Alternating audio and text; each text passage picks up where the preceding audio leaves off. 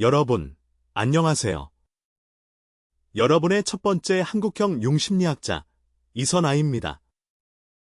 오늘은 우리 삶에서 가장 현실적이면서도 가장 깊은 무의식의 그림자가 드리워진 문제, 바로 돈에 대해 융의 관점으로 이야기해보려 합니다.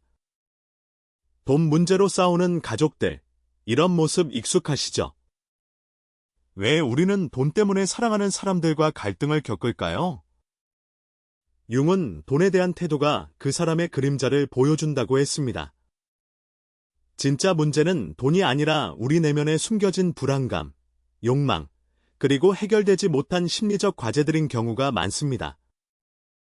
융의 깊이 있는 심리학은 우리가 돈을 어떻게 벌고, 쓰고, 모으고, 나누는지에 대한 태도가 단순히 경제적인 선택이 아니라 우리의 가장 근원적인 성격 유형, 그리고 무의식적인 그림자와 깊이 연결되어 있음을 밝혀줍니다. 여러분이 절약형 인간이든, 낭비형 인간이든, 혹은 그 중간 어디쯤이든, 오늘 이 영상을 통해 여러분 자신과 가족의 금전 행동 뒤에 숨겨진 심리적 원형과 복합체를 이해하고, 마침내 건강한 경제적 자아를 찾아 나갈 수 있습니다. 이 과정은 단순히 돈 문제를 해결하는 것을 넘어 여러분의 관계를 개선하고 개성화의 길로 나아가는 중요한 발판이 될 것입니다. 지금부터라도 늦지 않았습니다.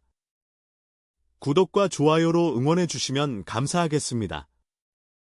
우리는 흔히 돈 문제의 원인을 외부 환경이나 상대방의 잘못된 습관에서 찾으려고 합니다. 내 남편은 너무 낭비벽이 심해. 우리 아내는 돈 쓸 줄을 몰라. 우리 부모님은 너무 구두쇠이셔. 우리 아이는 너무 개념 없이 돈을 써 같은 말들 말이죠. 하지만 융의 관점에서 보면 돈에 대한 우리의 태도는 단순히 합리적인 의사결정의 결과가 아니라 우리의 무의식 깊이 뿌리내린 심리적 원형과 복합체의 표현입니다. 우리는 왜 어떤 이는 돈을 모으는 데 집착하고 어떤 이는 쓰는 데 거침이 없을까요? 이 차이는 단순히 성격의 문제가 아니라 우리 안에 작동하는 그림자와 마주하는 과정이기도 합니다. 첫 번째로, 돈에 대한 태도는 무의식적인 그림자와 깊이 연결되어 있습니다. 우리가 가장 싫어하는 사람의 특징이 우리의 그림자를 보여준다고 융은 말했습니다.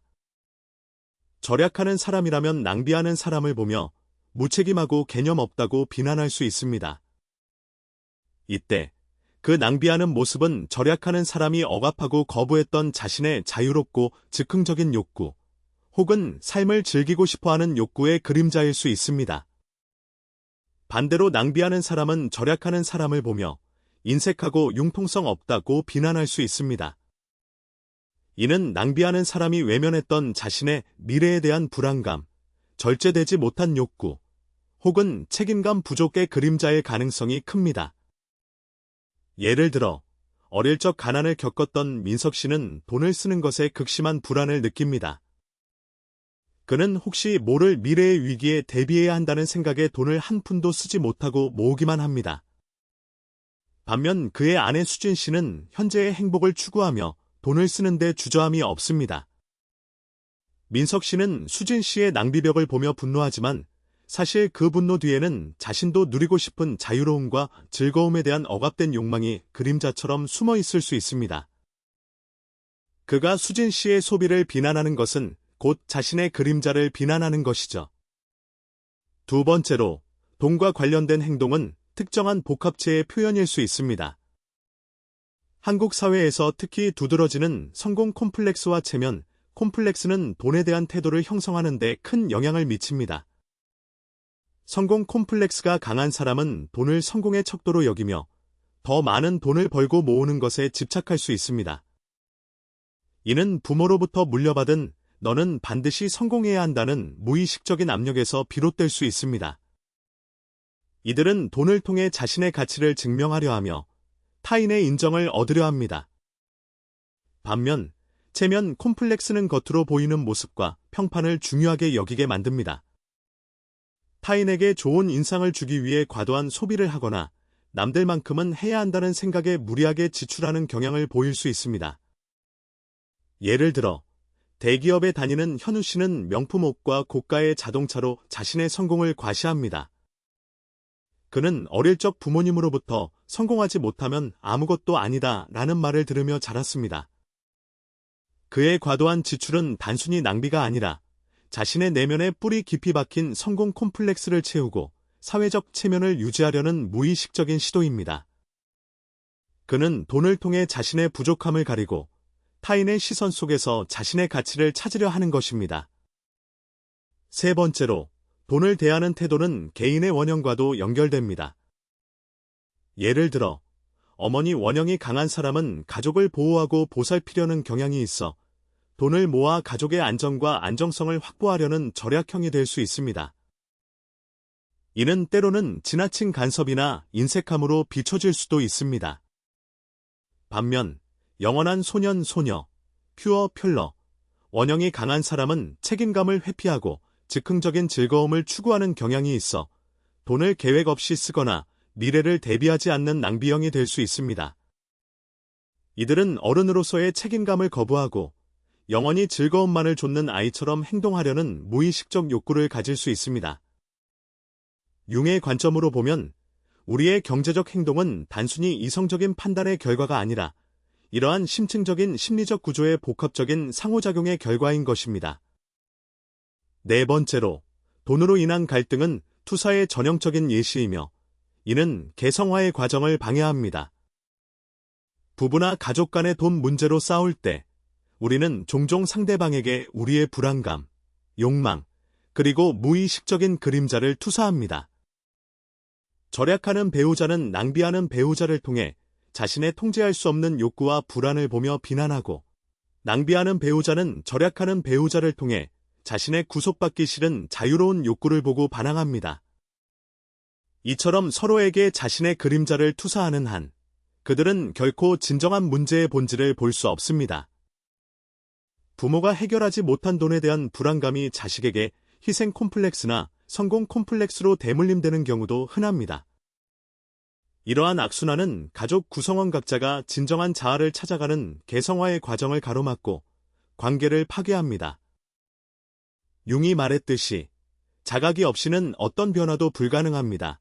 우리가 돈 문제로 고통받는 것은 그저 돈이 부족해서가 아니라 돈에 대한 우리의 무의식적인 태도와 그림자를 직면하고 통합해야 할 때라는 신호인 것입니다.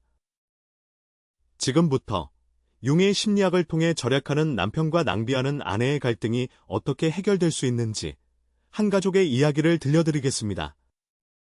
이 이야기는 많은 한국 가족들이 겪는 현실적인 문제와 맞닿아 있을 것입니다. 김민석 씨, 40대, 아버지 원형이 강한 편과 박수진 씨, 40대, 어머니 원형과 영원한 소녀 원형이 혼재된 편은 결혼 15년 차 부부입니다. 민석 씨는 어릴 적 IMF 외환 위기 때 아버지 사업이 어려워져 고생했던 기억 때문에 돈을 모으는 것에 강박적으로 집착하는 편입니다. 그는 매달 수입의 70% 이상을 저축하고 외식이나 여가 활동에도 돈을 쓰는 것을 극도로 아깝게 생각합니다. 그의 머릿속에는 항상 만약의 사태에 대한 대비가 최우선입니다. 그는 가족의 미래를 안전하게 지켜야 한다는 아버지 원형의 책임감을 과도하게 짊어지고 있었습니다. 이런 그의 태도는 때로는 효도 콤플렉스와도 연결되어 부모님께 돈으로 보답해야 한다는 무의식적인 압박감으로 작용하기도 했습니다. 반면 수진 씨는 민석 씨와 정반대였습니다. 그녀는 어릴 적 물질적으로 풍요로웠지만 부모님의 정서적 부재 속에서 자랐습니다. 그래서 그녀는 현재의 행복과 경험을 중요하게 생각합니다. 좋은 레스토랑에서 외식하고 백화점에서 예쁜 옷을 사고 친구들과 문화생활을 즐기는데 돈을 아끼지 않습니다. 그녀는 인생은 한 번뿐인데 즐기면서 살아야지 라는 말을 입에 달고 살았습니다. 그녀의 행동 뒤에는 어린 시절 채워지지 못한 사랑과 관심에 대한 갈증이 숨어 있었고, 이것이 영원한 소녀 원형과 결합되어 순간적인 만족을 추구하는 소비로 나타났습니다. 그녀는 돈을 통해 자신의 외로움을 달래고 삶의 즐거움을 채우려는 희생 콤플렉스의 일종으로 자신을 위한 보상으로 소비를 활용했던 것입니다. 또한 지인들과의 관계에서 뒤처지지 않으려는 체면 콤플렉스도 그녀의 소비에 한몫했습니다. 문제는 민석 씨와 수진 씨가 식탁 앞에서 마주할 때마다 터져 나왔습니다. 민석 씨, 왜 그렇게 인색해? 애들하고 외식 한번 하는 게 그렇게 아까워. 수진 씨가 반찬 냄새 가득한 식탁에서 한숨을 쉬며 말했습니다. 민석 씨는 젓가락을 내려놓으며 단호한 어조로 답했습니다. 수진 씨, 당신이 그렇게 돈을 쓰니 우리가 언제쯤 내 집 마련을 할 수 있겠어? 미래는 생각 안 해. 당신의 낭비벽 때문에 우리 가족이 위험에 처할 수 있다고. 수진 씨의 눈에 순간 눈물이 그렁거렸습니다. 당신 이야말로 너무 구두쇠 아니야. 돈만 모으면 뭐해? 지금 우리가 행복해야지. 당신이랑 있으면 숨이 막혀 죽겠어. 민석 씨는 벌컥 화를 냈고 수진 씨는 자리에서 일어나 방문을 쾅 닫고 들어갔습니다. 거실 소파에는 무거운 침묵이 흘렀습니다. 이런 상황은 매주 반복되었고 부부 사이에는 깊은 골이 생겼습니다. 아이들은 부모의 싸움을 보며 불안해했고 돈이라는 주제 자체가 이 가족에게는 폭탄과도 같았습니다. 이때 용심리학의 관점으로 개입이 이루어졌습니다. 먼저 민석 씨에게 자신의 그림자를 인식하도록 도왔습니다. 민석 씨는 수진 씨의 낭비벽을 보며 무책임하고 불안하다고 느꼈지만 사실 그 불안감은 자신이 억압했던 자유롭고 즐거운 삶에 대한 욕망과 미래에 대한 지나친 통제에 대한 그림자였습니다. 융은 우리가 가장 싫어하는 사람이 우리의 그림자를 보여준다고 했습니다. 민석 씨는 수진 씨를 통해 자신이 감히 누리지 못했던 현재를 즐기는 모습과 돈에 대한 가벼움을 보고 있었던 것입니다. 그는 수진 씨의 소비를 비난함으로써 자신의 무의식적인 욕망을 억압하고 있었던 것입니다. 그리고 수진 씨에게는 경건한 소녀 원형과 희생 콤플렉스를 자각하도록 했습니다. 그녀의 소비는 단순히 즐거움을 위한 것이 아니라 채워지지 않는 내면의 공허함을 돈으로 채우려 하고 사회적 관계에서 체면을 유지하려는 무의식적인 시도였습니다. 그녀는 과거의 상처와 부재를 소비로 메우려 했고 자신이 행복하기 위해서는 돈을 써야 한다는 강박에 시달렸습니다. 이것은 결국 자신을 위한 진정한 희생이 아닌 일종의 회피였던 것입니다. 또한 그녀는 거머니 원형의 긍정적인 측면, 즉 가족을 돌보고 보살피는 능력은 강했지만 자신의 욕구를 무책임하게 충족시키는 경건한 소녀의 그림자를 인식해야 했습니다. 두 부부는 서로에게 투사하고 있던 자신들의 그림자를 회수하는 연습을 시작했습니다. 민석 씨는 수진 씨가 돈을 쓸 때 느껴지는 불안감 뒤에 자신의 과도한 통제 욕구와 미래에 대한 지나친 걱정이 있음을 인정했습니다. 수진 씨는 민석 씨의 절약에 대한 답답함 뒤에 자신이 책임지고 싶지 않은 경제적 책임감과 미래에 대한 불안이 숨어 있음을 깨달았습니다. 해결의 실마리는 다니마 아니무스의 대화에서 찾을 수 있었습니다. 민석 씨의 강한 아버지 원형과 이성적인 판단, 아니무스은 재정적 안정과 계획을 중시했고 수진 씨의 어머니 원형과 감성적인 판단, 아니마은 현재의 행복과 관계를 중시했습니다. 서로 다른 성향이 충돌하는 것이 아니라 서로의 부족한 부분을 채워줄 수 있는 상호 보완적인 관계임을 이해하게 되었습니다. 민석 씨는 자신의 내면에 잠들어 있던 아니마의 감성적이고 유연한 측면을 발견하기 시작했습니다. 그는 수진 씨의 소비가 단순한 낭비가 아니라 삶의 질을 높이고 관계를 풍요롭게 하려는 무의식적인 노력임을 이해하게 되었습니다. 반대로 수진 씨는 자신의 내면 아니무스의 질서와 책임감을 인식하기 시작했습니다. 그녀는 즉흥적인 소비 뒤에 찾아오는 불안감과 부채감을 직시하고 미래를 위한 계획의 중요성을 깨달았습니다. 이러한 심리적 변환을 통해 부부는 비로소 대화의 물꼬를 텄습니다. 민석 씨는 당신이 돈 쓰는 게 두렵다고 생각했어요. 그런데 어쩌면 내가 너무 미래에만 매달려 현재를 놓치고 있었는지도 모르겠어요. 라고 고백했습니다. 수진 씨는 나도 모르게 돈을 쓰는 것으로 마음의 허전함을 채우려 했던 것 같아요. 당신의 절약하는 모습이 나에게는 답답했지만 사실은 나에게 필요한 안정감과 책임감을 보여주고 있었네요. 라고 답했습니다. 이러한 깊은 자각과 이해를 바탕으로 그들은 새로운 금전 계획을 세웠습니다. 무조건 아끼는 것이 아니라 미래를 위한 저축과 현재의 행복을 위한 지출의 균형을 맞춘 것입니다. 일정 금액은 민석 씨의 뜻대로 미래를 위해 저축하고 일정 금액은 수진 씨의 뜻대로 가족의 행복을 위한 경험에 사용하기로 했습니다. 이 과정은 단순히 재정 계획을 세우는 것을 넘어 서로의 무의식적인 욕구와 두려움을 이해하고 수용하는 개성화의 여정이었습니다. 이들은 돈 문제라는 거울을 통해 각자의 그림자를 보고 서로 다른 원형적 에너지를 통합하며 진정한 자신으로 나아가는 길을 찾기 시작했습니다. 관계는 놀랍도록 개선되었고 식탁 앞에서의 긴장된 침묵 대신 따뜻한 대화와 웃음꽃이 피어나기 시작했습니다. 이제 이러한 통찰을 바탕으로 여러분의 가족 내돈 문제를 해결하고 관계를 개선할 수 있는 실질적인 방법을 알려드리겠습니다. 융의 지혜를 바탕으로 한 이 해결책들은 여러분의 일상에 즉시 적용할 수 있는 구체적인 행동들입니다. 첫 번째 실천 과제는 그림자 인식하기입니다. 종이에 내가 돈 때문에 가장 싫어하는 사람의 특징 3가지를 적어보세요. 예를 들어 무책임하다, 인색하다, 충동적이다 등, 그리고 잠시 눈을 감고 생각해 보십시오. 내가 정말 그 특성을 전혀 가지고 있지 않은가? 혹시 나도 모르게 그 특성을 억압하고 있지는 않은가? 융이 말했듯이 우리가 가장 싫어하는 사람이 우리의 그림자를 보여준다. 당신이 싫어하는 상대방의 금전적 태도 뒤에는 당신이 인정하고 싶지 않은 당신 자신의 그림자가 숨어 있을 수 있습니다. 이것을 인지하는 것만으로도 갈등의 절반은 해결됩니다. 두 번째는 투사 회수 연습입니다.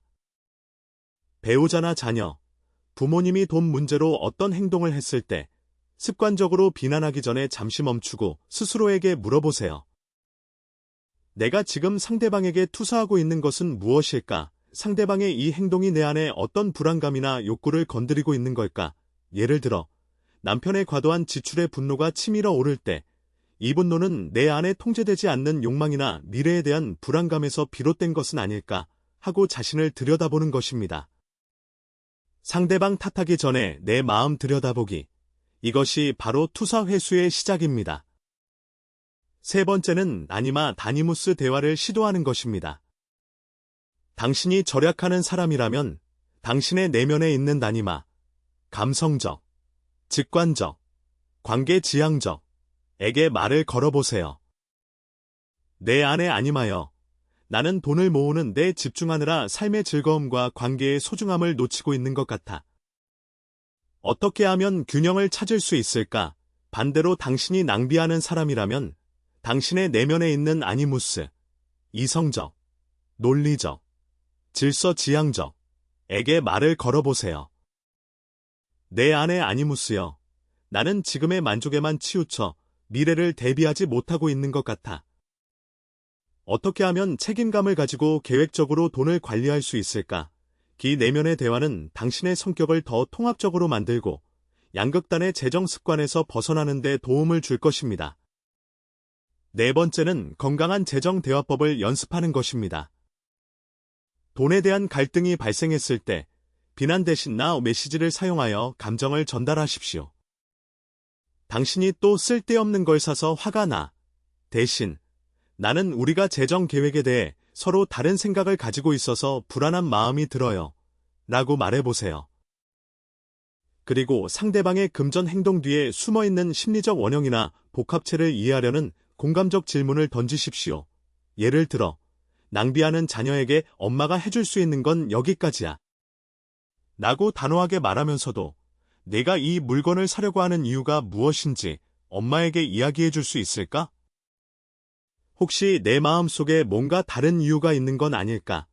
와 같이 질문하여 숨겨진 체면 콤플렉스나 인정 욕구를 파악하려 노력하는 것입니다. 마지막으로 돈에 대한 새로운 의미 부여를 해보십시오. 융은 사람의 태도를 바꾸는 것은 설교가 아니라 자각이다라고 했습니다. 돈은 단순히 숫자가 아닙니다. 그것은 우리의 안전, 사랑, 자유, 심지어는 자아 실현과도 연결된 강력한 상징입니다.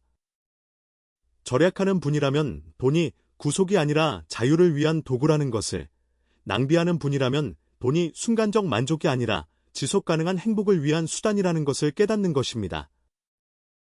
돈을 어떻게 관리하느냐는 우리가 어떤 존재로 살아가고 싶은지에 대한 깊은 성찰의 결과여야 합니다. 이 작은 변화가 큰 차이를 만듭니다. 여러분의 경험을 댓글로 나눠주시면 함께 성장할 수 있을 것입니다. 사랑하는 여러분, 오늘 우리는 융의 심리학적 관점에서 돈에 대한 우리의 태도가 단순히 합리적인 선택이 아니라 우리 무의식 깊이 자리한 원형과 복합체, 그리고 그림자의 발현임을 알아보았습니다. 절약하는 사람의 숨겨진 불안감과 책임감, 낭비하는 사람의 채워지지 않는 욕구와 체면, 콤플렉스, 이 모든 것이 우리 내면의 깊은 곳에서 비롯된다는 것을 이해하는 것만으로도 우리는 문제 해결의 첫걸음을 뗀 것입니다. 융이 말했듯이 진정한 자아가 되는 것이 인생의 목표다. 돈을 대하는 우리의 태도는 개성화의 여정에서 우리 자신의 그림자와 마주하고 의식적인 선택을 통해 진정한 자기로 나아가는 중요한 과정입니다. 지금껏 돈 때문에 고생하고 갈등하셨다면 정말 고생 많으셨습니다. 이제는 여러분 자신과 가족의 심리적 건강을 위한 선택을 하셔도 됩니다. 작은 변화가 시작되면 모든 관계가 달라집니다. 여러분은 반드시 해낼 수 있습니다. 오늘부터 하나씩 실천해보세요. 그림자 인식하기, 투사 회수, 아니무스 대화, 그리고 건강한 재정 대화법을 통해 여러분의 삶과 관계에 긍정적인 변화를 만들어 보세요. 융의 지혜로 새로운 시작을 만들어 보십시오. 여러분의 심리적 성장을 항상 응원하겠습니다. 다음 영상에서는 자존감 문제로 고통받는 한국인들의 심리, 그리고 융이 제안하는 해결책에 대해 깊이 있는 이야기를 나눠보겠습니다. 다음 영상도 기대해 주시고 더 많은 분들이 이 지혜를 나눌 수 있도록 구독과 알림 설정도 잊지 말아 주십시오. 감사합니다.